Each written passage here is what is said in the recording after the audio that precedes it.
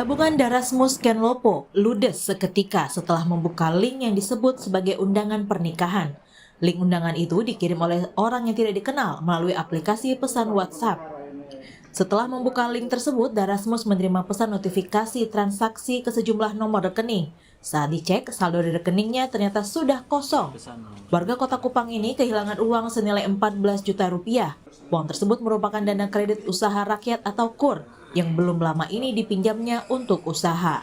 Darasmus kemudian melaporkan kasus penipuan ini ke Polresta Kupang Kota dan berharap kasus ini bisa terungkap dan dana pinjamannya bisa kembali. Korban pikir itu adalah teman yang mungkin belum disimpan nomornya, sehingga dibukalah link tersebut. Dan kemudian setelah dibuka, langsung muncul notifikasi dari BRI di HP korban yang menyatakan bahwa telah terjadi perpindahan uang dari rekening korban ke rekening yang korban tidak kenal. Kemudian setelah dicek oleh korban di BRI melalui ATM, ternyata benar uang sebanyak 14 juta rupiah itu sudah tidak ada di dalam nomor rekening korban. Kasus penipuan lewat link undangan pernikahan ini merupakan modus baru. Direktur Tindak Pidana Siber Bareskrim Polri, Brigjen Adi Vivit mengimbau masyarakat segera melapor ke Bareskrim Polri jika ada yang menjadi korban seperti di Kupang, Nusa Tenggara Timur. Jaringan kemarin fokus kepada nasabah bank tertentu dengan menyasar fasilitas online bank, sedangkan terkait modus baru dengan menggunakan undangan pernikahan, tim kami masih melakukan penyelidikan. Sampai saat ini di Bareskrim belum ada pelaporan hasil tersebut. Saya menghimbau apabila ada yang menjadi korban, segera melaporkan agar bisa ditangani secara cepat. Kisah penipuan yang dialami oleh Darasmus Kenlopo yang kehilangan uang di tabungan akibat membuka link bukanlah kasus penipuan online yang baru pertama kali terjadi. 19 Januari lalu, Direktorat Tindak Pidana Siber di Divisi Siber Polri menangkap 13 tersangka kasus penipuan berkedok modifikasi Android Package, Kit atau APK, dan link phishing. 13 orang tersangka merupakan bagian dari komplotan penipuan online penguras 493 rekening bank dengan kerugian korban mencapai 12 miliar rupiah. Dengan kasus penipuan online ya, yang di sini dijelaskan penipuan berkedok modifikasi Android paket kit atau APK dan link phishing. Dalam kasus ini di depan teman-teman media ada 13 tersangka ya, 12 tersangka dan 1 tersangka ada di Sulawesi Selatan, di mana kasus ini korbannya ada 493 orang ya, dengan kerugian ditaksir mencapai berkisar 12 miliar rupiah. Beragam macam modus penipuan khususnya via gadget haruslah menjadi perhatian semua pihak. Siapapun bisa menjadi korbannya. Terlebih lagi saat ini media atau aplikasi pesan kerap menjadi alat untuk menyebar tautan atau link yang bisa disalahgunakan. Tim Liputan Kompas TV. Saudara, bagaimana kelanjutan kasus penipuan dari link undangan di Kupang dan juga bagaimana sebaiknya masyarakat bisa lebih waspada terhadap berbagai modus penipuan online? Kita bahas bersama dengan Kombes Risian Krisna Budiaswanto, Kapolresta Kupang Kota. Selamat malam Pak Kombes Risian. Selamat malam Mbak. Ya, dan juga kita bersama dengan pakar IT, Direktur Communication and Information System Security Research Center atau CISREC, Pratama Persada. Selamat malam Pak Pratama. Selamat malam Mbak Nilo. Baik, saya ingin ke Pak Kapolres dulu nih. Pak Kapolres, jadi sampai dengan saat ini bagaimana perkembangan kasus yang terjadi pada Darasmus Kenlopo ini? Baik, Mbak Nilo.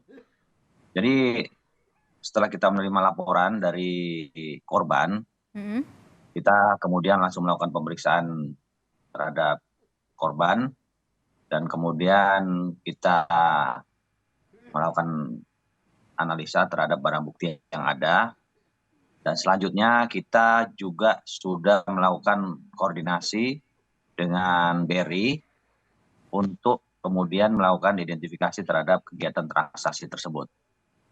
Nah, Oke. selanjutnya juga kita akan berkoordinasi dengan satuan atas. Demikian. Artinya belum ketahuan ya Pak, yang siapa ini begitu pelakunya? Ya betul, karena kan memang harus kita lakukan penelusuran terhadap nomor telepon, kemudian posisinya. Karena berdasarkan notifikasi yang diterima oleh korban pada saat menyadari bahwa dana itu sudah hilang dari rekeningnya, di situ tertulis bahwa dana itu sudah tertarik dari beberapa transaksi dengan orang yang berbeda, begitu. Oke. Jadi ada yang langsung transfer antar bank, kemudian ada penarikan ATM, dan ada juga yang digunakan untuk pembelanjaan dan kemudian menggunakan transaksi dengan QRIS. Demikian, Oke. Mbak. Jadi ini uang itu hilang tidak dalam satu kali penarikan begitu ya Pak? Ya, jadi begini, Mbak. Pada saat korban ini menerima WhatsApp dari nomor yang tidak dia kenal, Betul. dalam bentuk aplikasi undangan online. Nah, kemudian pada saat dibuka, saat itulah kemudian muncul notifikasi dari beberapa transaksi.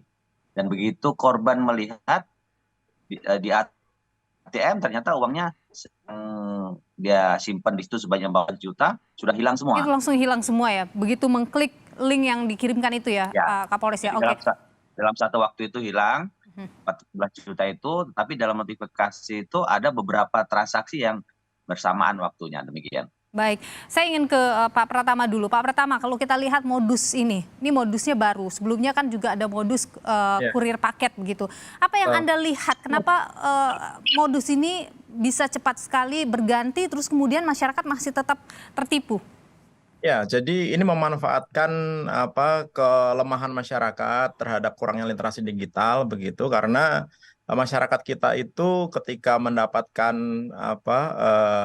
undangan atau mendapatkan sapaan dari misalkan pengirim paket, ekspedisi dan lain-lain begitu, dianggapnya bahwa itu tidak ada tujuan jahat begitu, sehingga mereka mengklik. Apalagi ketika si penjahatnya ini juga mereka melakukannya dengan social engineering, mereka selalu ngomong tuh, Pak, itu diklik aja gitu, untuk lebih jelasnya diklik saja gitu, sehingga membuat si korban ini dia mengklik gitu. Sebenarnya tadi yang disampaikan Pak Kapolres, kalau menurut saya nggak seperti itu ya, begitu ngeklik langsung hilang saldonya, nggak seperti itu sistemnya gitu. Jadi tapi bagaimana?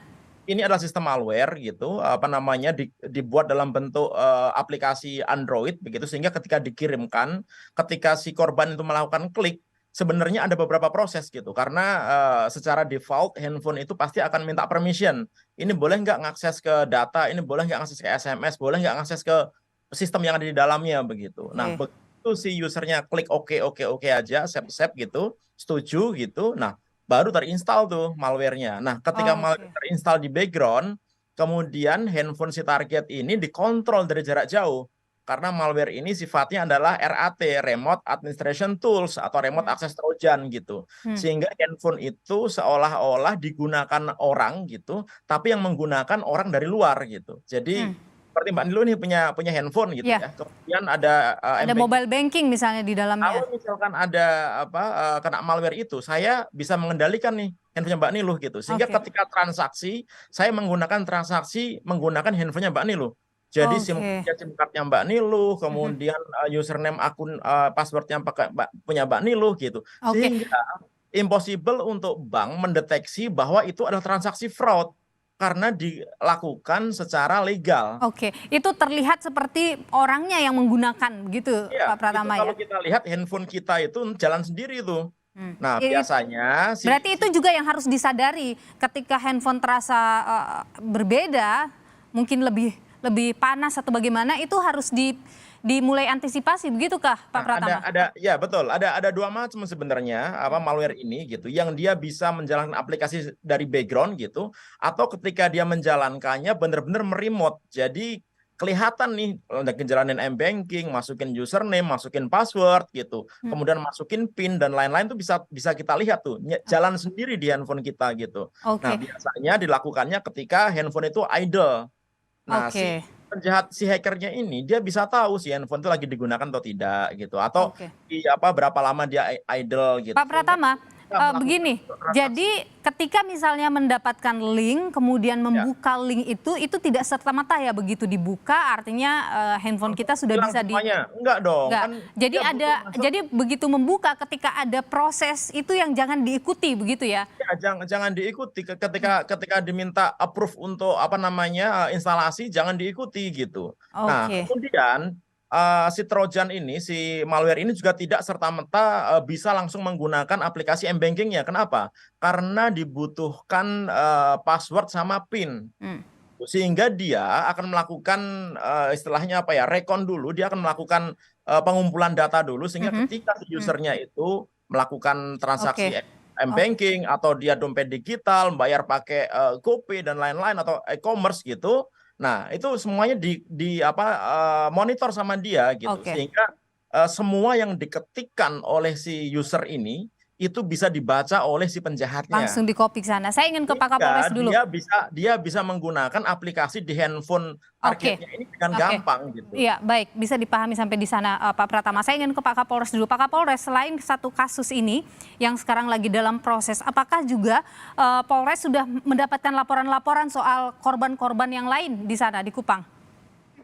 Ya, jadi untuk kasus seperti ini baru saat ini kita menerima laporan, Mbak. Mhm, Nah, perlu juga saya sampaikan bahwa memang dari sebelum terjadinya itu ada beberapa nomor telepon yang tidak dikenal oleh korban, itu sempat menghubungi tapi tidak diangkat oleh yang bersangkutan gitu. Dan memang kalau kita melihat dari modusnya, dari pembicaraan antara korban dengan pengirim undangan ini memang dia mencoba untuk mempermainkan bagaimana psikologi dari korban ini. misalnya? Sehingga ya selalu dicoba untuk ya silakan untuk membuka gitu. Padahal korban sudah mencoba untuk mengklarifikasi ini siapa begitu. Jadi ini kelengahan daripada korban ini yang memang betul-betul dijadikan sebagai alat bagi pelaku ini. Oke, jadi kalau sampai dengan sekarang, Pak Kapolres, apakah sudah juga berkoordinasi dengan pihak bank terkait dengan hal ini dan seperti apa begitu hasilnya ini? Ya, baik. Jadi kita sudah mengirimkan surat ke pihak BRI sehingga kita bisa melakukan upaya-upaya penyelidikan ini lebih dalam lagi. Demikian, Mbak. Oke, baik. Untuk kedepannya Pak Kapolres, apa yang kemudian dilakukan oleh polisi? Mungkin saja ada lebih banyak begitu orang yang tertipu dengan modus baru ini, yang kemudian tidak berani untuk melaporkan ke Polres, atau mungkin belum tahu bahwa ini bisa dilaporkan ke Polres misalnya. Apakah membuat posko khusus misalnya? Ya, baik. Jadi terkait dengan pencegahan, upaya pencegahan sehingga hal ini tidak terjadi lagi, kita sudah membuat himbauan kepada masyarakat, baik secara tertulis maupun pada kesempatan-kesempatan di mana kita melakukan kegiatan berkomunikasi dengan masyarakat. Ini kita sampaikan sehingga masyarakat selalu waspada dan tidak mudah percaya, sebagaimana disampaikan oleh Bapak tadi, bahwa kehati-hatian daripada korban ini menjadi kunci utama.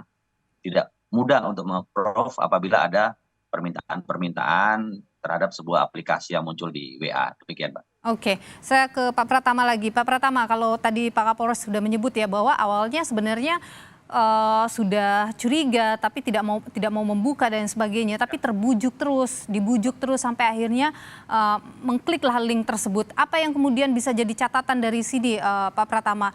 Kita masyarakat ini harus bagaimana? Literasi digital kepada masyarakat juga harus gimana supaya tidak mudah tertipu begini? Oke, apa namanya sebenarnya gampang sih gitu. Udahlah, nggak usah klik link apapun yang dikirimkan melalui WA, melalui SMS atau melalui email. Udah, itu anggap aja haram hukumnya lah gitu. Kalau kita berbicara masalah ancaman cyber ya gitu. Kenapa? Karena banyak sekali malware, kemudian intrusion, serangan-serangan itu dilakukan menggunakan link-link ini gitu. Apalagi jelas-jelas APK gitu. Sebenarnya simple gitu. Kita nggak usah klik aja gitu. Tapi Oke. kalau misalkan sudah terlanjur klik ya kan, ya berarti harus ada langkah-langkah mitigasi. Contohnya putuskan dulu koneksi internet karena si penjahat itu dia melakukan aksesnya dengan menggunakan internet gitu. Setelah itu lakukan factory reset gitu, backup semua data, kemudian install ulang lagi semuanya gitu, balikin lagi datanya dan ganti semua username dan password yang berhubungan dengan keuangan baik itu m-banking atau transaksi e-commerce dan Oke. lain-lain. Dan mungkin tambahan saya Mbak, ini kayaknya sih penjahatnya sih nantangin polisi ya menurut saya ya gitu. Karena kemarin udah 13 orang ditangkap, ini pasti jaringannya mereka gitu. Kenapa? Oke. Karena ini persis sama. Ini sistem yang digunakan persis sama gitu. Mereka bertukar ini, yang dibedakan itu adalah IP address dari pengontrolnya. Oke, jadi Anda mencurigai ini adalah jaringan yang sama dari yang sebelumnya sudah Jaringan yang ditangkap. sama. Mereka Baik. bertukar ini gitu dan menurut saya gitu nggak susah sih untuk ngeringkusnya gitu, Oke. karena ya itu aja jaringannya gitu. Baik, Dan kita kalau tunggu bisa juga. membuka malware-nya, kita bisa tahu tuh larinya Oke. kemana, kemudian Oke, apa yang dilakukan. kita tunggu polisi bekerja, Pak Pratama, terkait dengan hal ini. Mungkin lama-lama ya, Pak. tadi bisa ditemukan di mana sebenarnya lokasi mereka dan seberapa besar sebenarnya jaringan mereka ini yang tentu ditunggu oleh masyarakat. Terima kasih Direktur Communication and Information System Security Research Center, Cisrek Pratama Persada, dan juga terima kasih Pak Kapolresta Kupang Kota, Kombes Resian Krisna Budiaswanto. Sehat selalu Bapak-Bapak. Baik, terima kasih. Terima kasih.